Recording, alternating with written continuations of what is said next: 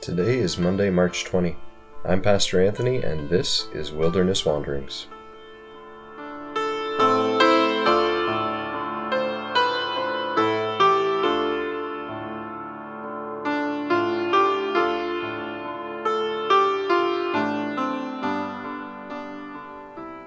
Today our text comes from Deuteronomy 5. And God said, I am the Lord your God, who brought you out of Egypt, out of the land of slavery. You shall have no other gods before me. It's Deuteronomy chapter 5, verses 6 and 7. Today we start in on the 10 Commandments. What are these 10 Commandments? Well, for starters, they're not exactly commandments. In the Hebrew language, they are quite literally called the 10 words. And these 10 words are also not exactly the law, even though that tends to be the way that we refer to them. So, they are firstly and primarily the 10 words of God's covenant with His people. That is to say, these words God speaks are the terms of a relationship. These words are not firstly ethics, laws, commandments, or a list of don'ts. They are firstly the definition of a new relationship, a covenant. It's easy to reduce these words into a criminal code, to be policed with the coercive force of discipline in some of its worst forms. But that is not how the Bible, nor our own church tradition in the CRC through the Catechism, understands them. These are life-giving words of relationship, a guide for gratefully living with God in the new relationship that He has graciously established with us.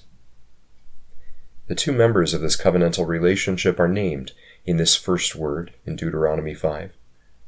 God is the Lord who saves, and we are the people who are saved.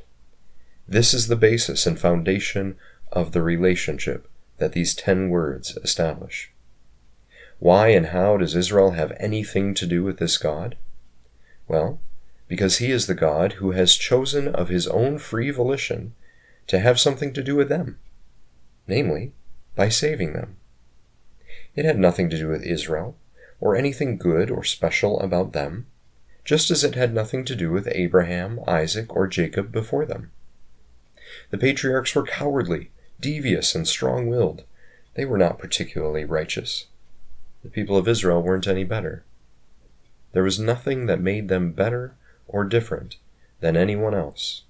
The only basis of their relationship with God, therefore, was God Himself, through God's own voluntary choosing. In the Reformed Church, we call this election. Given this new relationship of God's choosing, though, from now on, God and Israel are to be a monogamous couple. No other gods can enter the picture. But to hear only this negative prohibition about no other gods before me is to miss fully half of what this command is about. It is not merely a negative prohibition. The equally important Shema of chapter 6 enters on the heels of these 10 words to balance them out in a positive form. The Shema, which is the Hebrew word for "Hear, O Israel," ties directly into this first word of the covenant and declares that Israel is also to love the Lord their God with all their heart, soul, mind, and strength. To love God firstly, only, and completely, just as God has loved them. If this one first most important word command is kept, all the others tend to find their place. That is to say, if our relationship with God remains strong, primary, and exclusive, all of our other relationships and activities have a foundation to flourishing too.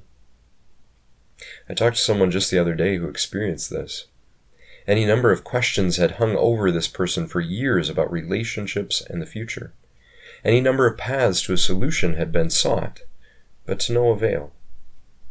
Finally, after spending years skirting real time and attention for God, they took a retreat to do nothing but spend time with Him.